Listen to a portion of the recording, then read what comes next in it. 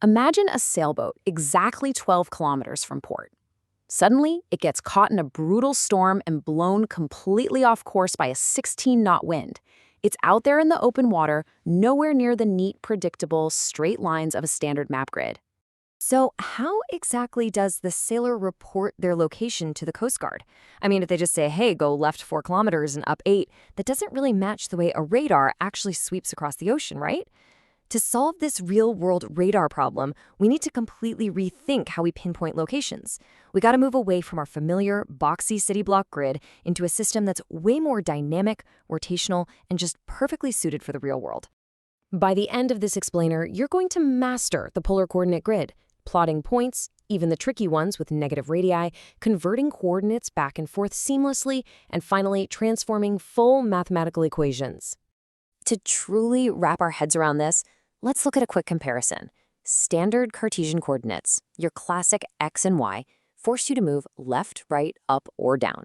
It's literally like driving a taxi on rigid city blocks. You go over a certain amount and you go up a certain amount. But polar coordinates, using r and theta, act exactly like a sweeping radar screen on a ship. Instead of asking how far over and how far up, this system asks two very different questions. What direction am I pointing? And how far out in that direction do I travel? And this brings us right to the polar grid itself.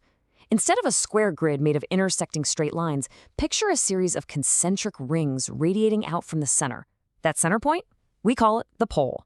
And the line extending to the right, what you'd normally call the positive x-axis, is now the polar axis. In this system, we locate absolutely any point in the plane using a radius, which we'll call r, and a directional angle, which we'll call theta. Let's make this super concrete with an example. How do we actually plot a point, say 3 comma pi over 2? Okay, so even though the distance r, the 3, is written first in the coordinate pair, we actually process the angle first. Step 1, we start at the polar axis and sweep counterclockwise by an angle of pi over 2, which is 90 degrees. So we're pointing straight up. Step 2, we simply walk exactly 3 units straight out from the center pole along that line. Boom, there's our exact point. Now, wait a second. Here's a really common place where students get tripped up. You might be asking, if the radius is a physical distance, how on earth can a polar coordinate have a negative radius? It's a fantastic question. I mean, how can you physically travel -2 meters? Well, the answer is all about direction. When you see a negative radius, like in the point -2 comma pi over 6, you just find your angle exactly like normal. Step 1, you sweep pi over 6 radians counterclockwise into the first quadrant. But step 2, instead of stepping forward along that angle, you throw it in reverse. You walk backwards, straight through the origin pole. And step 3, you continue exactly 2 units into the totally opposite quadrant, the third quadrant. So a negative radius just means do an about face and walk backward. All right, section 1, bridging the grids, moving from polar to rectangular. The secret here lies in a shape you already know perfectly, the classic right triangle. If we plot a point on our polar grid and drop a straight perpendicular line down to the polar axis, we instantly form a right triangle. And this is huge because it lets us use basic trigonometry, good old SOHCAHTOA, to define our x and y coordinates.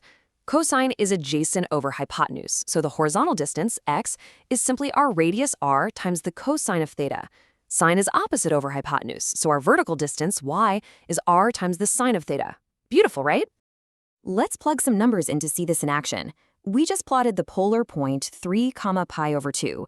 To find the x-coordinate, we calculate 3 times the cosine of pi over 2. Well, the cosine of 90 degrees is 0, so x equals 0. For the y-coordinate, we take 3 times the sine of pi over 2. The sine of 90 degrees is 1, so 3 times 1 is 3. The math perfectly reveals that our rectangular point is simply 0, 3. It works flawlessly.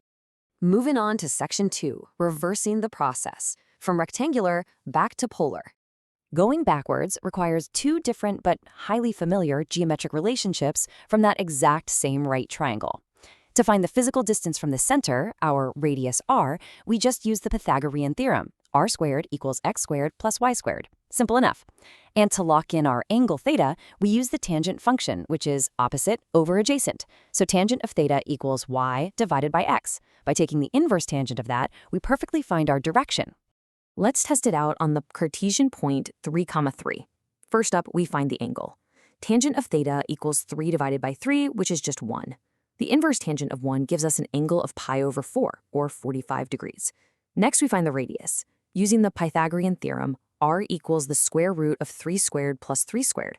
That's the square root of 18, which simplifies cleanly out to 3 times the square root of 2. So our polar coordinate is 3 root 2 comma pi over 4. But wait, pay close attention to this because it's absolutely crucial. A standard Cartesian point like 3, 3 is completely unique. There's only one exact address for that location. But a single polar coordinate, it actually has infinite aliases.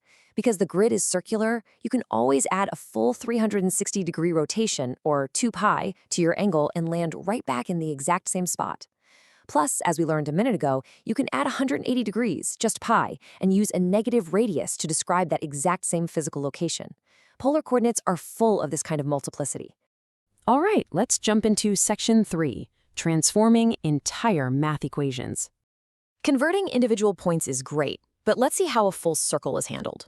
In Cartesian form, a circle centered at the origin is written as x squared plus y squared equals 9.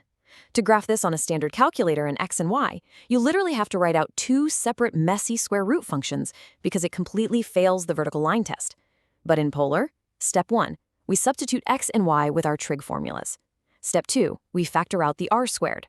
And step 3, we apply the Pythagorean identity, where cosine squared plus sine squared just equals 1. The entire complex Cartesian equation beautifully collapses into just r equals 3, a constant radius of 3. It's incredibly simple and elegant. Okay, so circles are super easy in polar form. That makes perfect sense. But let's test this backwards. What happens if we take a polar equation for a straight, rigid line and try to transform it back into our rectangular city block form? Can this circular math actually handle straight lines? Let's look at the polar equation r equals 2 times the secant of theta. Step 1, let's use our basic trig identities to rewrite secant as 1 over cosine. So now we have r equals 2 over cosine theta. Step 2, multiply both sides by cosine theta to clear out that fraction. Now we're staring at r times cosine theta equals 2. And hey, if you remember our bridge formula from earlier, r cosine theta is exactly how we defined x. So step 3 reveals our answer, x equals 2. The polar equation beautifully collapses right back into the standard form for a perfect vertical line. To wrap up today's explainer, let's quickly review our key takeaways. Remember that polar grids allow us to locate things naturally in a rotational manner, exactly like a radar sweep. You always process the angle first, then the distance. If you ever encounter a negative radius, it just means finding your angle and then reversing direction right through the origin. You can always build a reliable bridge between the rectangular and polar systems using basic right triangle trigonometry. And finally, entire equations can be transformed between the systems, often radically simplifying shapes like circles that are just plain clumsy to write in standard Cartesian math. You now completely hold the blueprint to polar geometry. We can locate our lost sailboat in the storm with absolute precision, using distances and angles. But here is something wild to think about. How might this exact same circular system be used to map invisible, oscillating electrical fields? To see how we apply these exact trigonometric formulas to the complex numbers powering your smartphone and modern electronics, you'll absolutely want to jump straight into our next lecture.